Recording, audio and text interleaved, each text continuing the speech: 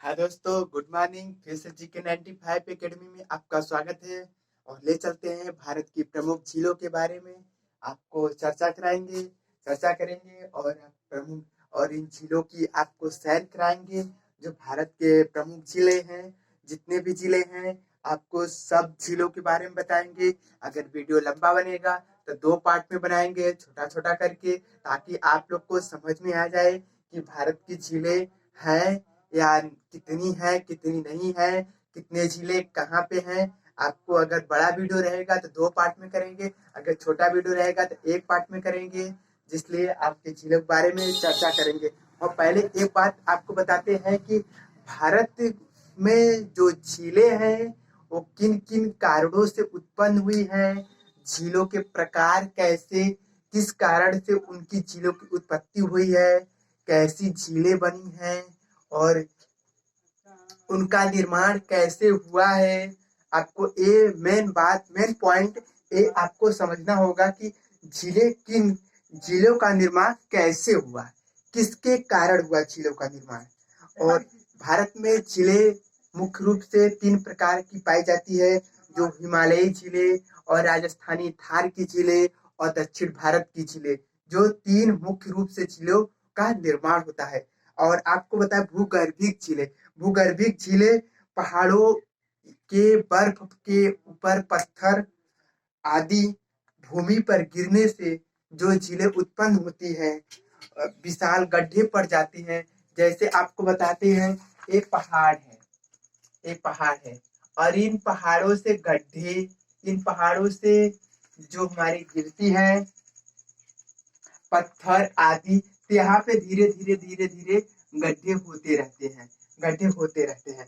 जितना ये गिरती है, मान लो सपोज करो गड्ढे है, मान लो ये पत्थर, सपोज करो ये पत्थर है और ये पहाड़ है।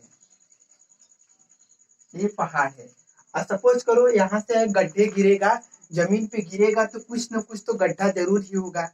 और जब जब जमीन पे गिरेगा, धरातल पे गिरेगा, तो यहाँ पे गड्ढा होगा। जिस कारण जिस कारण ये गड्ढा होगा, तो ये जितना भी गड्ढा होगा, अगर ढेर सारा गिरेगा तो ढेर सारा गड्ढा होगा। उसी प्रकार से इस पहाड़ पे जो हमारी नदियां बहती है, जो जल बहता है, यहाँ पे गिरेगा तो धीरे धीरे कटाव होता जाएगा, धीरे धीरे कटाव होता जाएगा। जिस कारण कटाव हो जाने से यहाँ भूगर्भिक क्रिया की झीलें उत्पन्न हो जाती है। जिस जब ये झीलें उत्पन्न हो जाती हैं, तो इन झीलों का उदाहरण आप देखेंगे तो हमारा कश्मीर की भूलर झील देख लीजिए। कश्मीर की भूलर झील और कुमाऊं की जो झीलें, उत्तराखंड की जो झीलें हैं, उन झीलों का उदाहरण है। ये भूगर्भिक झीलों का उदाहरण है, आपको ये बता दिए। और ये मतलब भूगर्भिक प्रकार की झीलें। और दूसरा का है हमारा ज्वालामुखी प्रकार की झीलें। जब ये हमारी धरती है, या ये धरती है और इस धरती में तनाव होता है, संपीड़न होता है। और यहाँ के जो तप्त लावा मैग्मा होते हैं, जब चूना में अगर पानी घुलेगा तो चूना खोलेगा। आपको दोस्त बता दे रहे हैं कि अगर चूना और पानी का मिश्रण करेंगे तो चूना गर्म होगा और वो खोलने लगेगा। उसी प्रकार से हमारी धरती के नीचे अनेक प्रकार की धातुएं हैं। इन धातुओं का जब पानी से आपस में मिलाव होता है, तो यहाँ पे निम्न प्रकार की क्रियाएं उत्पन्न होती हैं, जिससे धरातल में एक बड़ा ज्वालामुखी का उद्गार होता है, जो धीरे धीरे सहन, ये हमारी जो धरती है, ये सहन नहीं कर पाता है। अंत में ये तप्त लावा मैग्मा उगल देता है। जब उगल देता है तो यहाँ पे एक काल्डेरा के रूप में परिवर्तित हो जाता है। जो तप्त लावा मैग्मा निकलने के बाद इसके इर्द गिर्द जितने आप देखेंगे, अब इर्द गिर्द इसके चारों तरफ इर्द गिर्द जितने हैं, सब तप्त लावा मैग्मा बाहर निकल आते हैं। और निकल आने के बाद यहाँ पे एक क्रेटर का निर्माण हो जाता है, जिसको हम काल्डेरा के नाम से भी जाना जाता है।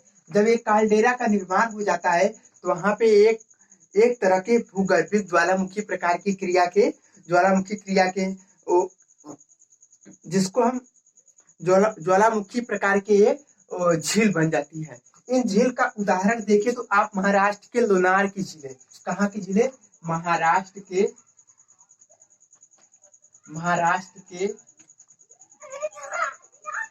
लोनार की झीलें। महाराष्ट्र के लोनार की झीलें ज्वालामुखी क्रिया से उत्पन्न झीलें का एक उदाहरण है। आपको ये लोनार झीलें ज्वालामुखी से निर्मित झीलें आपको मिलेगी। आप महाराष्ट्र में जाइए तो वहां पे देखिए कि महाराष्ट्र निर्मित झीलें, लोनार की झीलें मुख्य रूप से पाई जाती है। आपको ज्वालामुखी प्रकार के झीलों के बारे में बताया। अब इसके बाद चलते हैं हिमानी से निर्मित, मतलब हिमानी से अथवा बर्फ से निर्मित झीलों के प्रकार बताते हैं।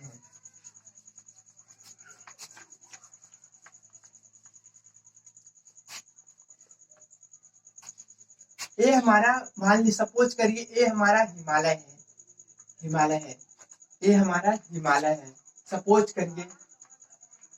सपोज करिए ये हमारा हिमालय है और ऐसे ऐसे हमारा हिमालय है जो यहाँ से होते हुए यहाँ तक गया है। ये हमारा हिमालय है। और सपोज करिए अगर जब ये हमारा बर्फ से ढक जाएगा, जब हमारा ये हिमालय जब बर्फ से ढका रहेगा तो इसमें जब बर्फ से ढका रहेगा तो एक कभी न कभी तो जरूर ही पिघलेगा। इसी समय आपको बताते हैं जब हमारा ये हिमालय बर्फ से ढका रहता है, इस समय देखेंगे तो हमारा हिमालय जो धीरे धीरे पिघल रहा है और जितना गर्मी के अनुसार उतना पिघलता है। तो ठंड ऋतु में, शीत ऋतु में जाएंगे तो दिन पे दिन मोटे चपटे ग्रुप में हमारा बर्फ जो लेयर बाई लेयर जमता जाएगा, लेयर के ऊपर जमता जाएगा हमारा बर्फ। और इस रूप में देखेंगे हिमालय, अगर हिमालय देखेंगे आपको, अगर देखेंगे तो ये हिमालय आप देखेंगे कि ये हमारा हिमालय के ऊपर जब बर्फ रहेगा तो इतना जल्दी तो पिघलेगा नहीं। और शीत ऋतु में अक्सर लेयर बाई बर्फ जमा रहता है, ढका रहता है। और जब ग्रीष्म ऋतु आता है तो धीरे धीरे ये बर्फ पिघलता है।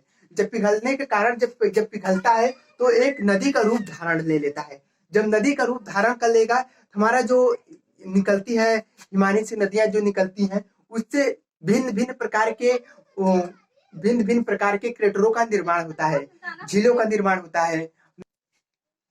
आपको बताते हैं जब ये निकलता है, जो हमारा पिघल के जब ये निकलता है तो एक जल का रूप धारण कर लेता है। जब हमारा बर्फ पिघलेगा तो जल का रूप धारण कर लेगा। जब जल का रूप धारण कर लेगा तो जिस स्थान पे गिरेगा वहां पे गड्ढा हो जाएगा, जिससे वहां की नदियां अक्सर देखेंगे तो कुछ दूरियां जाकर वो पिघला हुआ बर्फ कुछ दूरियां जाकर शीत ऋतु में वह जम जाता है। इस प्रकार थोड़ी बहुत आप देखेंगे कि हमारा बुलर झील, डल झील एक ऐसा झील है जहाँ पे शीत ऋतु में जमने की संभावना रहता है, जो उसको बर्फ को हटा कर अपनी नाव को आगे ले जाया जाता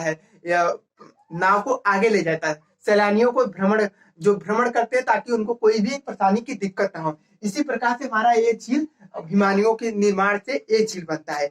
अब इस झील का देखेंगे निर्माण तो प्रमुख रूप से ये झील नैनीताल, कुमाऊं हिमालय के नैनीताल का प्रमुख झील माना जाता है। नैनीताल में अक्सर ये झीलें ये मिलते हैं, बर्फ द्वारा निकलने वाली झीलें बहुत से निकलती हैं। और इसके साथ आपको ले चलते हैं कुमाऊं, हिमालय वाला कुमाऊं और नैनीताल से इस प्रकार की झीलें का उदाहरण है। अब ले चलते हैं आपको पवन के द्वारा निर्मित झीलों का उदाहरण ले चलते हैं। पवन के द्वारा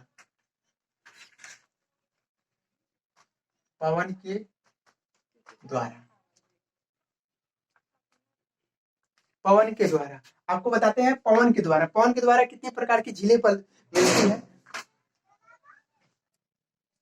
पवन के द्वारा निर्मित झीलें,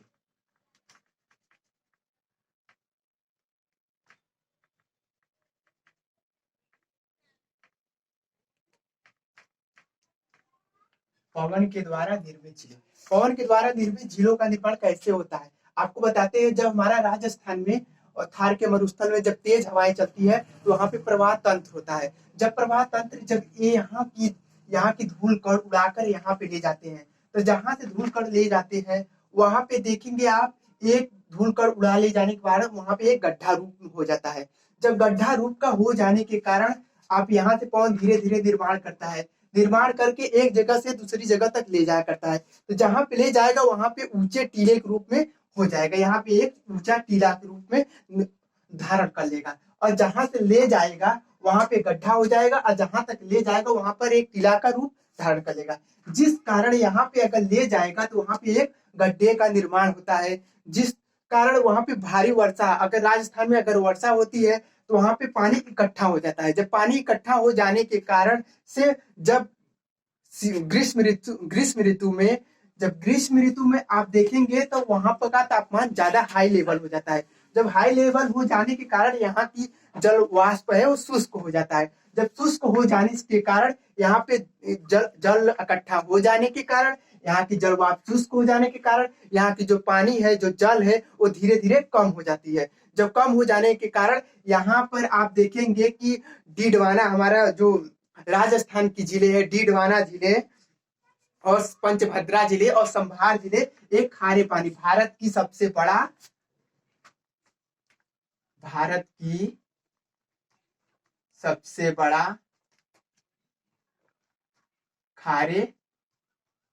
पानी की झील,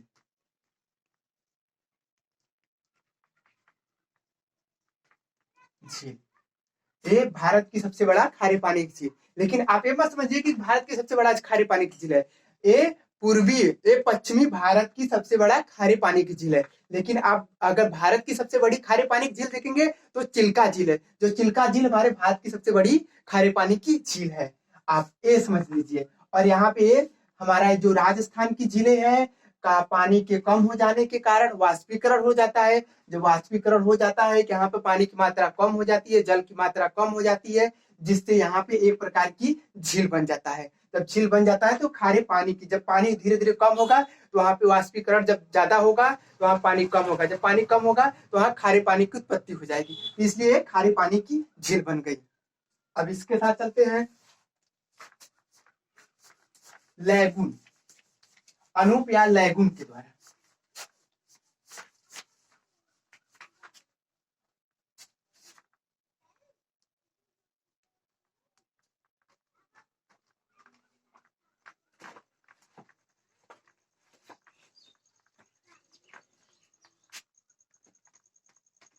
अनूप या लैगून के द्वारा बनी झीलें, अनूप या लैगून के द्वारा बनी झीलें आपको बताते हैं।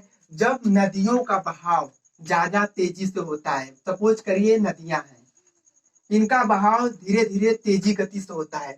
जब ये धीम पड़ जाती है तो वहां पे जल कण लाए हुए इसी जगह छोड़ देती हैं, और जल कण जब इसी जगह कण छूट जाता है तो इसका जल आगे की ओर चल जाता है। जब आगे की ओर चल जाने के कारण एक लैगून का रूप धारण कर लेता है, जो एक टीले के रूप में लैगून बन जाता है, जहां पे जल इकट्ठा हो जाता है, और जल के इकट्ठा हो जाने के कारण इन लैगून का निर्माण होता है। इस प्रकार आप देखेंगे कि उड़ीसा राज्य के चिल्का झील, उड़ीसा राज्य के चिल्का झील, जब समुद्रों का बहाव होता है तो समुद्र में गाज उत्पन्न होता है। जब गाज उत्पन्न होता है तो धीरे धीरे जो समुद्र का बहाव होता है तो नमक गाज वाला उत्पन्न धीरे धीरे नीचे अंदर की ओर हो जाता है और उसका जल बाहर की ओर चला जाता है। जब गाज उत्पन्न होने के कारण इसका गाज उत्पन्न धीरे धीरे रुक जाता है मुहाने पर, और इसका जल बाहर की ओर चला जाता है। इस तरह का लैगून का एक निर्माण होता है। जब लैगून का निर्माण हो जाने के कारण इस प्रकार यहाँ पे चिल्का झील का निर्माण होता है, चिल्का झील का निर्माण होता है, जो आज भी ये चिल्का झील उत्पत्ति है। और यहाँ पे देखेंगे कि ये नाव द्वारा प्रतियोगिता होता है, इस झील में नावों के द्वारा प्रतियोगिता होता है चिल्का झील में। इसी के साथ जितने प्रकार की झीलें थे आपको झीलें के बारे में बता दिए। अब झीलें के मुख्य रूप से चलते हैं कि कौन सी झीलें कहाँ पाई जाती है।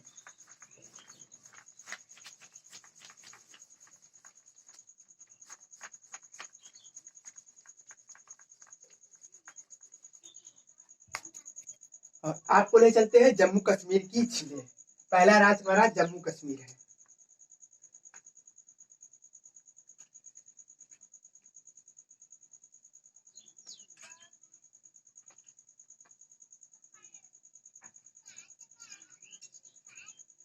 जम्मू कश्मीर की झीलें। जम्मू कश्मीर में कितने झीलें पाई जाती है? आपको जम्मू कश्मीर के झीलों के बारे में बताएंगे। तो पहला है, आपको बता, बुलक झील,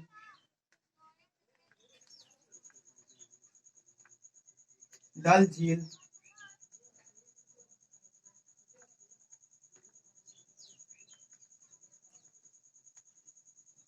सोमुरारी झील,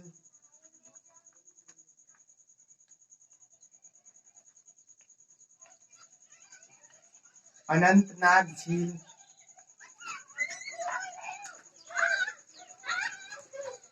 नागिन झील, शेषनाग झील,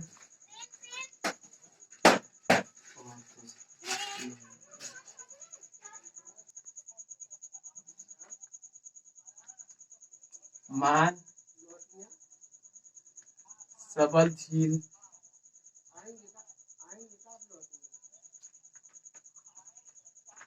अक्साई झील। अब इसके बाद ले चलते हैं आपको, अक्साई झील हो गया। यहाँ पे देखिए चीन झील,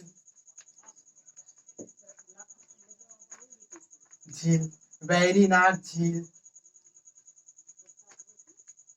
बैरीनाग झील, और एक और झील है कैसार झील, कैसार झील। ये हमारे जम्मू कश्मीर की झीलें हो गई हैं।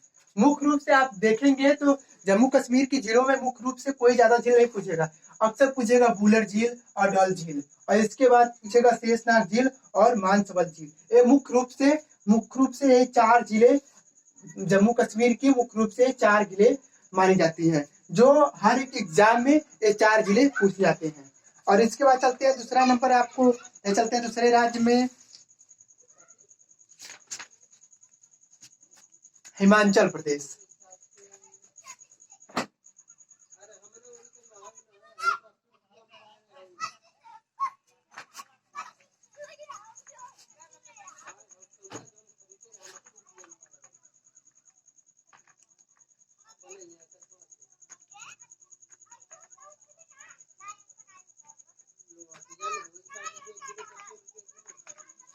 हिमाचल प्रदेश में कितने झीलें हैं आपको बताते हैं।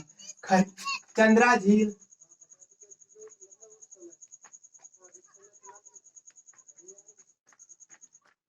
खजियार झील, और इसके बाद रेणुका झील,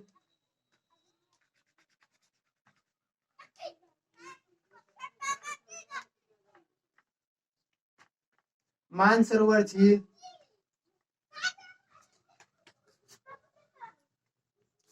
मानसरोवर झील, और बेलियानी झील,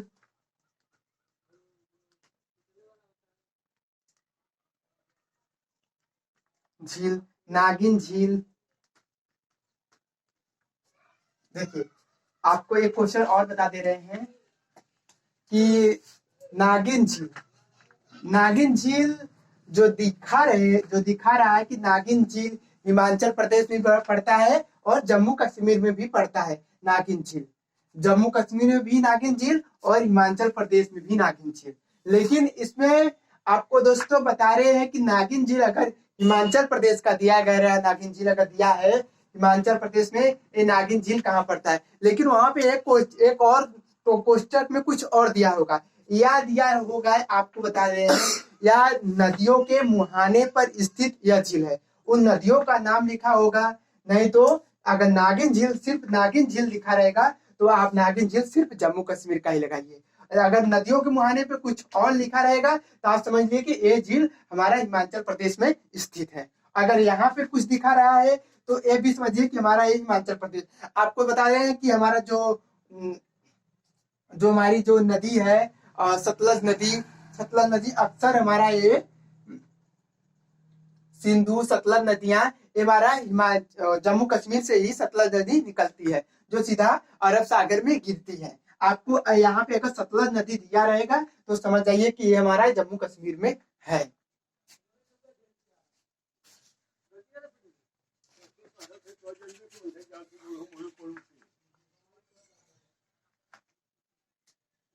यहाँ पे मिटा दे रहे हैं दोस्त। और नीचे चलते हैं।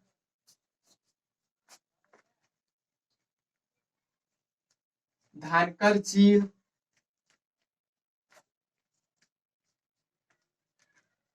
महाकाली झील, अब इसके बाद आता है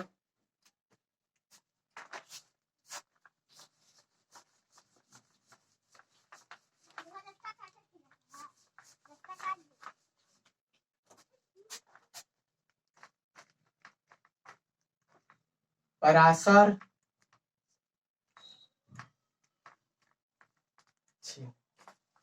अब ये हिमाचल प्रदेश का मुख्य झील पराशर झील है, जो अक्सर ही पूछा जाता है कि पराशर झील कहाँ पाया जाता है। तो पराशर झील हमारा हिमाचल प्रदेश में, पराशर झील और एक और झील है रेणुका झील और मानसरोवर झील। ये मुख्य रूप से 3 झीलें हिमाचल प्रदेश की शोभा बढ़ाती है। और एक बार और झील है हेम्बू झील,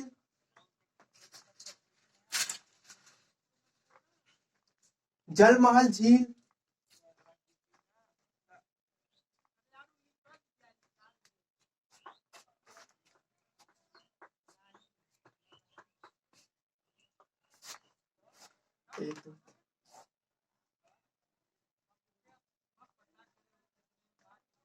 मणिमहेश झील।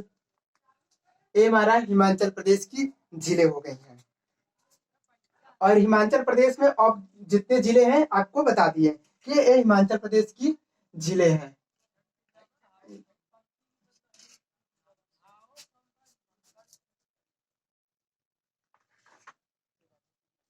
एक और झील है मुकमा ताल झील, मुकमा ताल झील। ये हमारे हिमाचल प्रदेश की जिले हो गई हैं। अब इसके बाद चलते हैं तीसरा नंबर लेके। तीसरा राज्य कौन सा है? तीसरा राज्य हमारा पंजाब है। पंजाब, पंजाब में सिर्फ एक ही झील पाई जाती है जिसका नाम है गोविंद बल्लभ पंत।